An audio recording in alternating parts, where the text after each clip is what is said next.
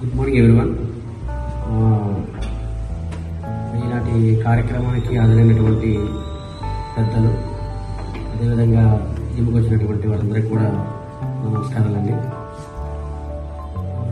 ఈ యొక్క స్వామి వివేకానంద గురించి చెప్పుకోవాలంటే మన ఆధ్యాత్మిక ద్వారాన్ని, అంటే మన హిందూ యొక్క సనాతన ధర్మాన్ని విదేశాలకు పరిచయం చేసినటువంటి ఒక అద్భుతమైన శక్తిగా మనం చెప్పుకోవచ్చు.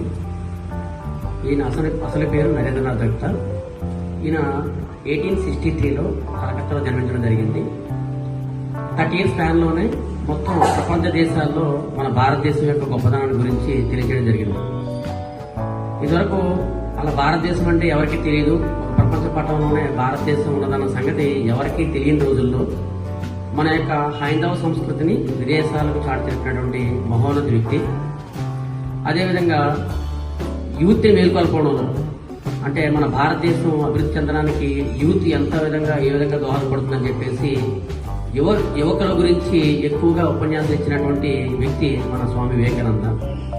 వీరు ఆధ్యాత్మిక ద్వారంలో చాలా పీక్ స్టేజ్కి వెళ్తూ రామకృష్ణ పరమహంస వారి యొక్క ప్రథమ శిష్యులుగా చెప్పవచ్చు.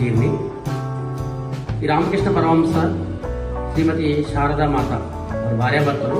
వారి ఆధ్యాత్మిక ద్వారంలో వీరు తొలి శిష్యులుగా ఎంతో పురోగతి చెంది మన యొక్క హైందవ సంస్కృతిని విదేశాలకు కొనియాడడంలో గొప్ప కీలకమైన పాత్ర పోషించారు.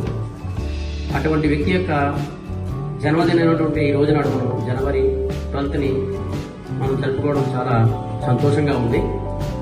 అంటే ఇటువంటి మహానుభావులు రాను రాను అంతరించిపోతున్న టైంలో మనం ఒక్కరోజు వారికంటూ కేటాయించి వారు చేసినటువంటి సేవలు కొనియాడడానికి మన అశోక్ జిమ్లో చక్కని మంచి అవకాశం కల్పించారు. ఈ కార్యక్రమానికి మరి ఎంతమంది పెద్దలున్నా సరే అశోక్ నా మీద అభిమానం కొద్ది స్వామివారికి పూలమాల వేయించడం జరిగింది. అది రియల్లీ ఐ థింక్ నాకు చాలా హ్యాపీగా ఉంది. ఈ కార్యక్రమానికి హాజరైనటువంటి ఇతర పెద్దలకు మరియు నాకు అవకాశం కల్పించినటువంటి అశోక్ మరొకసారి ధన్యవాదాలు తెలియజేసుకుంటూ ముగిస్తున్నాను. Thank you sir. చక్కటి మెసేజ్ మాకు అందరికి